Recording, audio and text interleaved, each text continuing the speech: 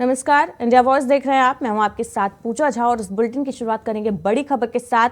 जनकपुर से अयोध्या लाई गई हैं शालिग्राम की शिलाएं। देवशिला का पूजन हुआ है। नेपाल के पूर्व प्रधानमंत्री जानकी मंदिर के महंत ने पूजन कराया गया है। इन शालिग्राम शिलाओं का पूजन किया गया है। श्री राम जन्मभूमि तीर्थ क्षेत्र के ट्रस्ट को सौंपी जाएंगी शालिग्राम शिलाएं। वैदिक रीति रिवाज से पूजन के बाद सौंपी जाएंगी शालिग्राम शिलाएं। तो नेपाल से आई शालिग्राम शिलाओं का विधि विधान के साथ पूजन किया गया। अयोध्या पहुंच चुकी है। इन शालिग्राम शिलाओं से भगवान श्री राम की मूर्ति बनाने का काम किया जाएगा। वैदिक रीति रिवाज से पूजन के बाद ये जो शालिग्राम की शिलाएं हैं इनको ट्रस्ट को सौंपा जाएगा ताकि श्री राम की मूर्ति बनाने का काम शुरू किया जा सके। तो बड़ी अपडेट आपको दे रहे हैं। जनकपुर से आई शालिग्राम की शिलाएं अयोध्या पहुंच चुकी है, जहां पर देवशिला का धूमधाम से भव्य तरीके से पूजा की गई। प्रधानमंत्री जानकी मंदिर के महंत ने पूजन कराया है। शालिग्राम शिलाओं का श्री राम जन्मभूमि तीर्थ क्षेत्र ट्रस्ट को सौंपी जाएंगी। अब ये शालिग्राम शिलाएं, जिसके बाद जो शिल्पकार होंगे वो इन शालिग्राम शिलाओं से भगवान श्री राम की मूर्तियां तैयार करेंगे। भगवान श्री राम के बाल स्वरूप की मूर्तियां बनाई जाएंगी शालिग्राम की इन शिलाओं से। और आपको बता दें, ये मूर्तियां, ये जो प्रतिमा है भगवान श्री राम की, वो इस तरीके से डिजाइन की जाएंगी ताकि राम नवमी पर सूर्य का जो प्रकाश है, सूर्य की पहली किरण भगवान श्री राम के माथे पर पड़े। इस तरीके से भगवान श्री राम की मूर्तियों को, प्रतिमाओं को डिजाइन किया जाएगा शिल्पकारों द्वारा। नेपाल से शालिग्राम की ये शिलाएं आई हैं। 6 करोड़ साल पुरानी ये शिलाएं बताई जा रही हैं, जिनसे भगवान श्री राम की प्रतिमा बनाई जाएगी। साथ ही माता जानकी की प्रतिमा इन शिलाओं से बनाई जाएगी।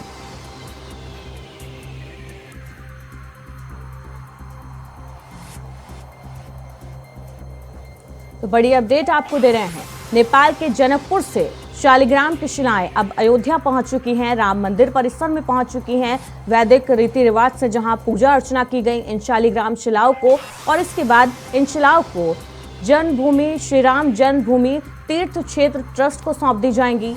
नेपाल के पूर्व प्रधानमंत्री जानकी मंदिर के महंत इस दौरान मौजूद रहे। पूजा अर्चना की गई विधि विधान के साथ, वैदिक रीति रिवाज के साथ इन शालिग्राम शिलाओं की पूजा अर्चना की गई। आपको बता दें, जब अयोध्या में इन शिलाओं ने प्रवेश किया तब लोग दूर दूर से इन शिलाओं को देखने के लिए पहुंचे, इन शिलाओं के दर्शन के लिए पहुंचे और पूजा अर्चना की गई है। आम लोगों के द्वारा भी जहां जहां से, जिस इलाके से ये शिलाएं होकर गुजरी, वहां पर लोगों की भीड़ उमड़ी। इन शिलाओं को देखने के लिए, दर्शन के लिए लोगों द्वारा भी एक उत्सुकता का माहौल रहा। पूजा अर्चना की गई इन शिलाओं की, और अब इन शिलाओं से भगवान श्री राम की प्रतिमा बनाई जाएंगी।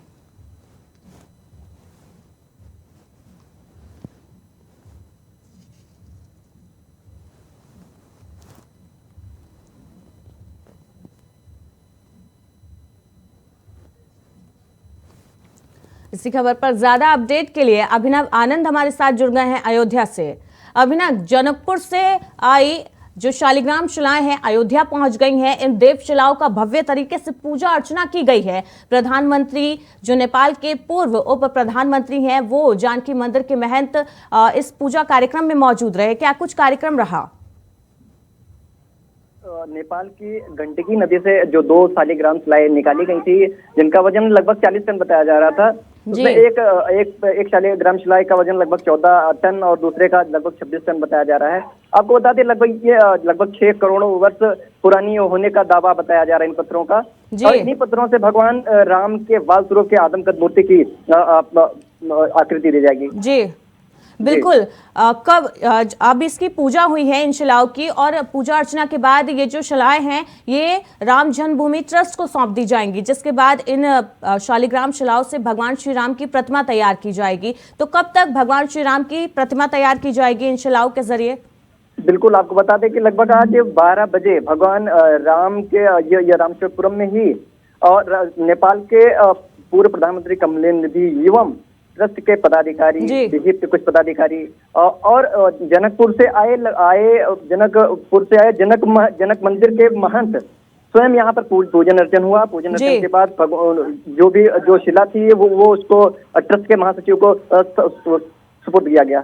जी, बहुत बहुत शुक्रिया अभिनव इस अपडेट के लिए आपका। सीधे आपको दिल्ली लिए चलते हैं, जहां पर मुख्यमंत्री अरविंद केजरीवाल प्रेस कॉन्फ्रेंस कर रहे हैं। सुप्रीम कोर्ट जो है इस कानून को गैर संवैधानिक डिक्लेयर करके इस कानून को रद्द करेंगे ताकि दिल्ली सरकार अपने काम कर सके। इस तरह से हर काम में अड़चन अड़ाना, दिल्ली के लोगों के हर काम में अड़चन अड़ाना, चुनी हुई सरकार के हर काम में अड़चन अड़ाना, ये सही नहीं है। दिल्ली के अंदर जो अच्छे काम है, जनता के काम है, वो काम होने देना चाहिए और इस तरह से दिल्ली सरकार के कामों में अड़चन नहीं अड़ानी चाहिए। मैं उम्मीद करता हूँ कि एलजी साहब, जब तक सुप्रीम कोर्ट का आदेश नहीं आता तब तक एलजी साहब इसको फाइल को जल्दी क्लियर करेंगे और इसको हमारे टीचर्स को भी विदेश जाने देंगे। पिछले हफ्ते एलजी ने आपको मुख्यमंत्री और 10 विधायकों को मिलने का समय दिया था, आप मिल नहीं पाए क्योंकि आप पंजाब में थे। क्या दोबारा उसके बाद उन्होंने दोबारा नहीं बुलाया। मैंने उसी दिन कहा था कि कोई और टाइम दे दो, मैं पंजाब जा रहा हूँ, मैं हूँ नहीं। उसके बाद उन्होंने कोई दोबारा टाइम नहीं दिया। कल फ्राइडे है तो मीटिंग है आपको?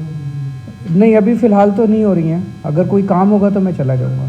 6 फरवरी को फिर से एमसीडी का होगा, क्या लगता है कि ये तो बीजेपी वाले जवाब देंगे कि वो चुनाव होने देंगे नहीं होने देंगे। हर बार वही रोकते हैं चुनाव। हम तो चुनाव कराना चाहते हैं। पिछली बार आप लोग तो थे सारे, आपने देखा कि किस तरह से हमारे वाले, मैंने भी वीडियो देखा था, हमारे वाले बिठाने की कोशिश कर रहे हैं और वही जानबूझ के शोर कर रहे थे। उन्होंने जानबूझ के, तो उनको मान लेना चाहिए चुनाव हार गए, जैसे राज्यों में करते हैं, चुनाव हार जाते हैं लेकिन फिर भी सरकार तो उन्हीं की बनती है, खरीद फरोख्त कर लेते हैं।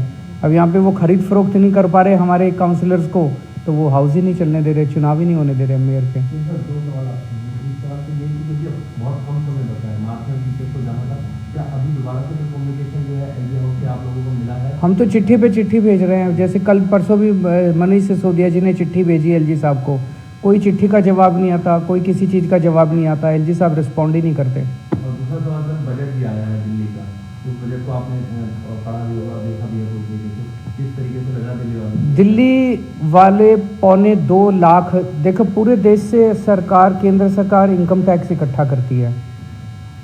उस इनकम टैक्स को केंद्र सरकार इकट्ठा करती है, लेकिन केंद्र सरकार उसको इस्तेमाल नहीं कर सकती। उसको उसे केंद्र सारे राज्यों में बांटना होता है। It is a divisible pool of taxes.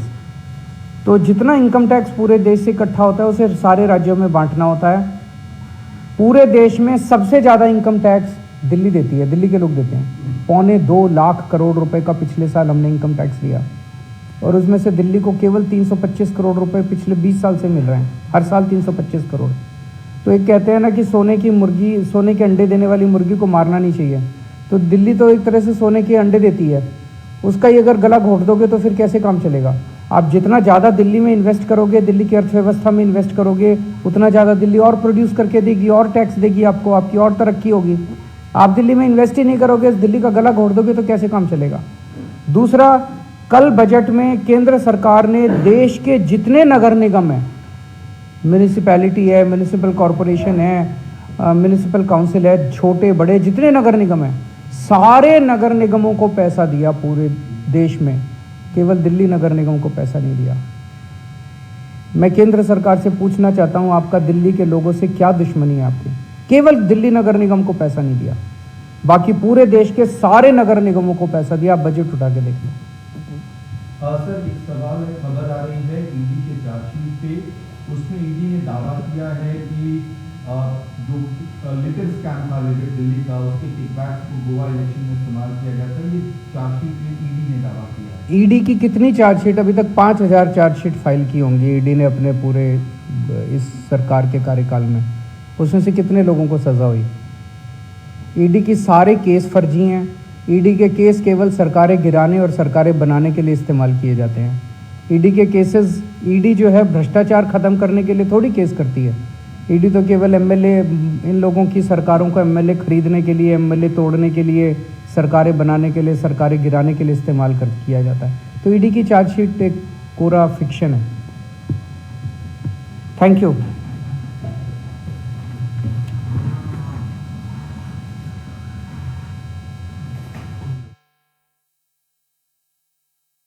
कि CM Arvind Kejriwal press conference कर रहे थे, जहां पर उन्होंने कई मुद्दों पर अपनी बातें कही। मेयर चुनाव को लेकर उन्होंने बीजेपी पर बड़ा आरोप लगाया और कहा कि बीजेपी ही हर बार दिल्ली में मेयर के चुनाव में अड़ंगा डालती है। उन्हीं के पार्षदों द्वारा मेयर चुनाव में जानबूझकर हंगामा किया जाता है।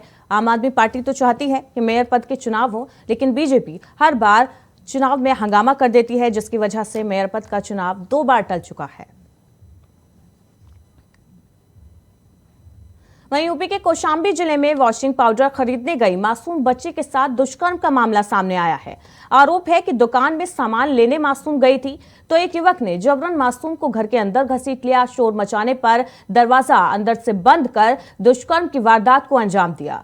वहीं मासूम ने अपने परिजनों को पूरी घटना की जानकारी दी, जिसके बाद परिजनों के होश उड़ गए और उन्होंने पीड़ित परिजनों ने पुलिस को तहरीर दी। इस मामले की परिजनों की शिकायत पर पुलिस ने रिपोर्ट दर्ज कर ली है और पूरे मामले की जांच की जा रही है।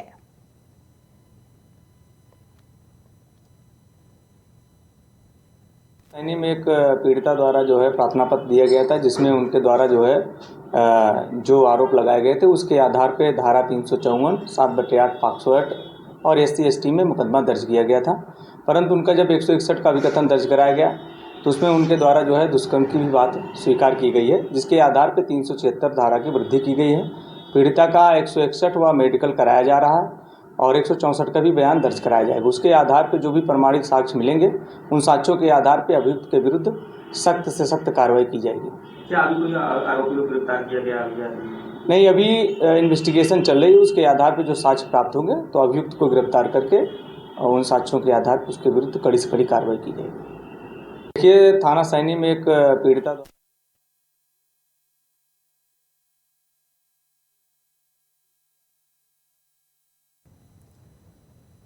तो सीधे आपको प्रयागराज लिए चलते हैं, जहां पर बागेश्वर धाम के सरकार के पीठाधीश्वर धीरेन्द्र शास्त्री लाइव मिल रहे हैं।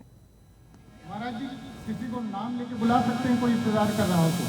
ऐसे कैसे आपके परिचित परिचित नहीं ना परिचित नहीं को तो पहले ही ये है ना हाँ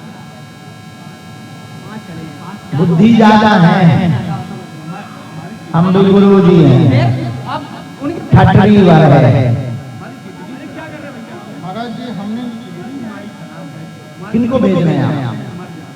ये लोग हैं, भेज दीजिएगा, पहले नंबर पर भेज दीजिए। दादाजी आप बैठ जाइए, इनको भेजा जल्दी भेज दीजिए। अच्छा, उनको कौन से नंबर का पर्चा निकालना है ये भी आप ही बताएंगे। ये रखा पेन, हम तो दफ्ती भर कर उसको रखेंगे, ये भी आप ही बताएंगे। पढ़े लिखे हो आप? भेज दीजिए। ऊपर आ जाओ, ऊपर पढ़े लिखे हो? इधर अच्छा ठीक है, कोई बात माइक ले लो। कहाँ से आए हो? बिहार खगड़िया जिले से आया। नजदीक आ जाओ, बहुत नजदीक आ जाओ। पूछो क्या पूछ पे आए बाबा जी से, क्या प्रार्थना कर दे आए मालिक से? बाबा हमारा लड़का बुरी तरह से परेशान है, डॉक्टर को क्या हो गया है? कह रहा है नस से कम कर रहा है। अच्छा, कहाँ है पत्रकार महोदय? इनके लिए कौन से नंबर का पर्चा खोलें? 1 नंबर।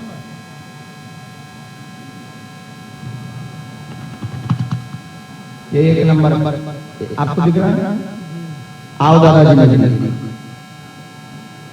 यहीं खड़े खड़े पड़े। घर पर बेटे को बीमारी बनी है, ठीक होगा पर समय लगेगा, नसों में दिक्कत है, पूर्ण आराम लगेगा, ब्लॉकेज है, चल चल पाता, परिवार में भी सामंजस्य बना रहेगा, आशीर्वाद है।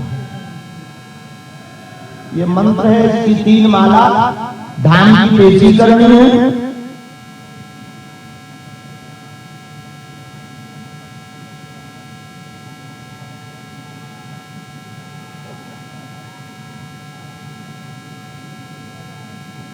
डॉक्टर ने मना कर दिया, ये मंत्र है, बड़ा है, लेकिन 3 माला इसकी करनी है।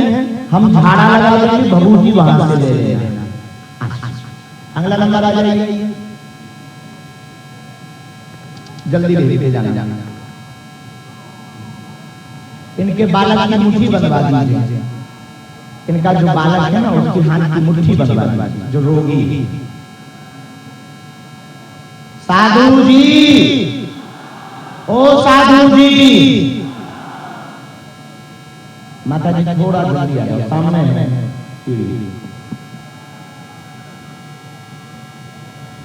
आ जाओ मामा, यहाँ बैठ जाओ। उस तरफ मुंह कर लो लोगों की तरफ। माइक ले लो हाथ में मां। अब आप हमारे नजदीक आ जाओ ताकि पर्चा पढ़ बोलो कहाँ से आई मां? बुलंदशहर गालिमपुरा। पहली बार इनका माइक चालू कीजिए। पहली बार धाम पर गए, धाम पर गए, वहाँ किसी को आप अपनी समस्या बताई? किसी ने पूछा था? आप अपनी समस्या बोलो क्या है? मैं बीमार रहती हूँ। अच्छा और मुझ पर 2 बेटी हैं, पुत्र नहीं है। ठीक। और श्रीमान जी को कौन से नंबर का पर्चा खोल? इनका भी माइक चालू रखिएगा। जी 4 नंबर। हाँ अब बच्चे हैं आपके 2, 3 और 4 नंबर। 3 number final. आओ पढ़ती हो आप? पढ़ो। क्या लिखा है? आपके घर में प्रेत का उत्पात है करता, आप देवी भगत हैं, देवी माता की भगत हैं, उनकी चौकी भी ली है, पेट में पीड़ा है, पुत्र कामना पूर्ण होगी, आशीर्वाद। सीताराम सीताराम सीताराम। बहुत दिनों से परेशान थी मैं पुत्र के लिए, दर दर की ठोकर खाई है मैंने। मुझे सबने, इतने पड़ोसियों ने ताने दिए, ताने सुन सुन कर मैं परेशान थी। बस रात दिन यही रोती थी जब से धाम पर गई कि बस गुरुजी मुझे एक बार बुला ले बस। माँ हमने नहीं बुलाया, लेकिन बालाजी के कारण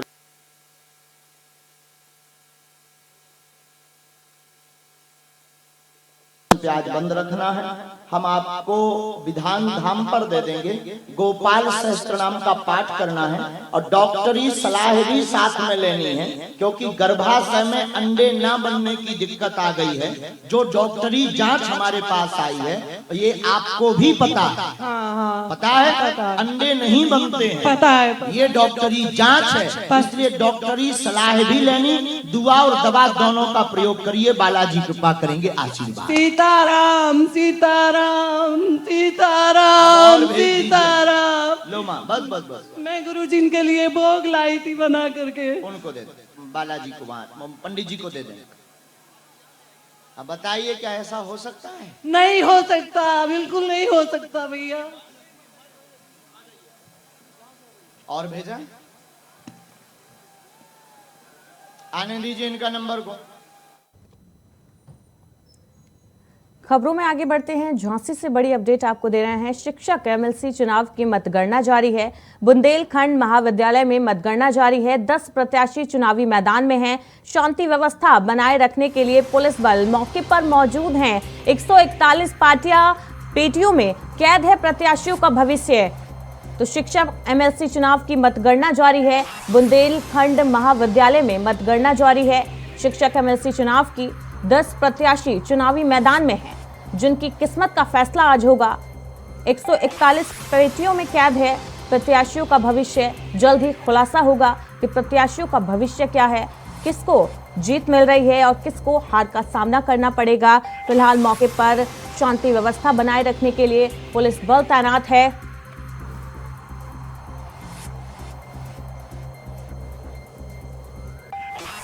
तो झांसी से आपको अपडेट दे रहे हैं। शिक्षक एमएलसी चुनाव को लेकर मतगणना जारी है। कुछ ही देर बाद तस्वीर साफ हो जाएगी। नतीजों को लेकर 10 प्रत्याशी चुनावी मैदान में हैं।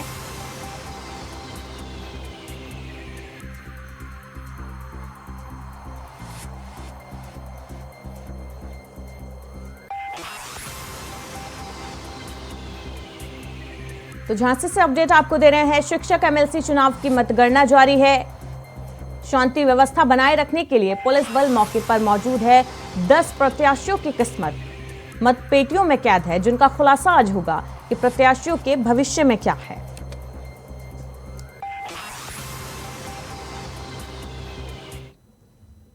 वहीं पटना से खबर आपको दे रहे हैं। ललित नारायण मिश्रा इंस्टीट्यूट पहुंचे डिप्टी सीएम तेजस्वी यादव।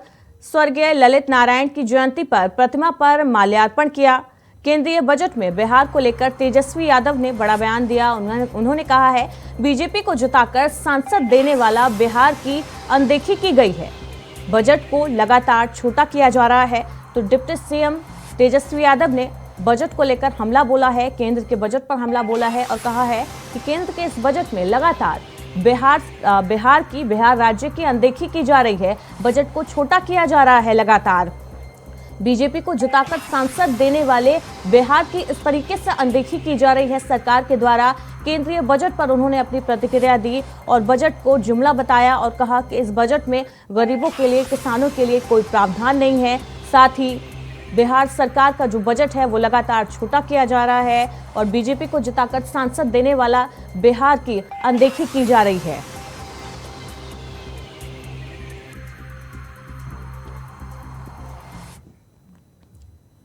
वहीं यूपी के सीतापुर से सोशल मीडिया पर एक तस्वीर वायरल हुई थी जिसमें रामचरितमानस मुर्दाबाद लिखा गया था। साथ ही लिखा गया था कि पहचानो कौन किसको मार रहा है। इस तरीके की फेसबुक पोस्ट वायरल की गई थी और इस पोस्ट को गोलू सिंह नाम के एक युवक ने पोस्ट किया था। इतना ही नहीं, फेसबुक पर जो पोस्ट किया गया था उसमें एक चित्र भी डाला गया था जिसमें एक पेड़ पर जिसमें एक पेड़ से भगवान श्री राम और लक्ष्मण बंधे हुए हैं और सामने से डॉक्टर बाबा साहेब अंबेडकर अपने हाथों में हंटर लिए हैं। इस तरीके का चित्र सोशल मीडिया पर पोस्ट किया गया था। पोस्ट आने के बाद हिंदू संगठनों में रोष व्याप्त है, जिसके बाद सिधौली नगर के संयोजक अतुल तिवारी व बजरंग दल ने थाने में एक प्रार्थना पत्र दिया, जिस पर पुलिस ने जांच के बाद केस दर्ज कर लिया। अतुल तिवारी पर आईटी एक्ट में कई धाराओं में मुकदमा दर्ज किया गया है और उसे जेल भेजने की तैयारी की जा रही है। तो सोशल मीडिया पर एक बार फिर से हिंदू देवी देवताओं का अपमान करने की कोशिश की गई। हमारे बजरंग दल के कार्यकर्ता ने एक हमें जो है फोटो भेजी थी जिस पर मैंने देखा कि सोशल मीडिया पर एक गोलू सिंह जो है उन्होंने जो है पोस्ट किया था जिसमें रामचरितमानस को मुर्दाबाद और हमारे आराध्य प्रभु श्री राम और लक्ष्मण जी को बांधकर डॉक्टर भीमराव अंबेडकर के द्वारा उन्हें चाबुक से मारा जा रहा था। यह पोस्ट उन्होंने जो है अपने फेसबुक पर किया था। इसकी स्क्रीनशॉट मुझे हमारे बजरंग दल के कार्यकर्ता है उन्होंने मुझे दिया। इसकी जब जानकारी मुझे हुई तो मैंने कोतवाली क्षेत्र सिधौली, आज कोतवाली सिधौली में इसको लिखित तहरीर दिया हुआ है, जिसके बाद जो है प्रशासन ने भी हमसे यही कहा है कि उक्त प्रकरण की जांच कर जल्द से जल्द कार्रवाई की जाएगी। हमारे बजरंग दल के एक थाना सिधौली के रहने वाले गोलू कुमार हैं, इन्होंने अपने फेसबुक पोस्ट में एक खराब बातें पोस्ट की हैं, जिसमें बाबा साहब डॉक्टर भीमराव अंबेडकर और भगवान राम को लेकर उन्होंने बड़ी खराब कमेंट से की थी। इसको लेके थाना से मुकदमा हम लोग दर्ज कर लिए हैं और इनको लोगों ने गिरफ्तार कर लिया और विधिक कार्रवाई से हम लोग करवा रहे हैं। वहीं मुरादाबाद के मझौला क्षेत्र की पौष कॉलोनी में एक विवाहिता अपने मायके वालों के साथ पिछले 12 घंटे से ससुराल के दरवाजे पर धरना लगाकर बैठी हुई है। विवाहिता का आरोप है कि ससुराल पक्ष के लोगों ने उसे मारपीट कर घर से बाहर निकाल दिया और घर के दरवाजे पर ताला लगा दिया और कहीं बाहर चले गए। इसलिए वो अपनी मां और बाकी परिजनों के साथ उस समय तक धरने पर बैठी रहेगी जब तक उसे घर के अंदर वापस नहीं लिया जाता। मेरे ससुराल वाले खुद फ़ोन करके बुलाए, हम यहाँ आए और ये इन्होंने धक्के मार के बाहर निकाल दिया और ताला मारकर चले गए और कह रहे हैं कि मेंटली डिस्टर्ब है, हमें नहीं रखना है और सर मैं यहीं रहना चाहती हूँ। कौन लोग हैं? तो नाम बताइए ना, कौन लोग हैं? मेरे ससुराल वाले, जिसमें मेरे पापा जी, ससुर जी का नाम है श्री दुर्गेश सिंह, सास का नाम है मंटू सिंह और जेठ का नाम है अजय सिंह, जेठानी का नाम है सुषमा सिंह जो बड़ी भाभी हैं और फिर एक ननद है संतोष सिंह और उससे छोटे मेरे। हम इसलिए बैठे हैं, मैं अपने लड़की का शादी किए थे 30 जनवरी और सन 2022 में और 31 को विदाई किए थे। 1 को मेरी बेटी यहाँ पे रही और 2 तारीख के हमारी बहन एक और मुरादाबाद रहती है, तो वहाँ पर ले जाकर मेरी लड़की को पटक के आए और बिल्कुल नंगा करके, केवल मैक्सी पहना करके और पैर में बिछुआ था और सारे जेवर उसके खींच लिए थे, निकाल के रख लिए थे। उसके बाद ना कौन लोग है, नाम बताइए ना, कौन लोग है ये जिनके यहाँ बैठे हैं आप? कौन है ये? दुर्गेश सिंह मेरे समधी लगते हैं और उनके बीवी का नाम मिंटो है। बुलेटिन में फिलहाल इतना ही। लगातार खबरों के लिए देखते रहिए इंडिया वॉइस।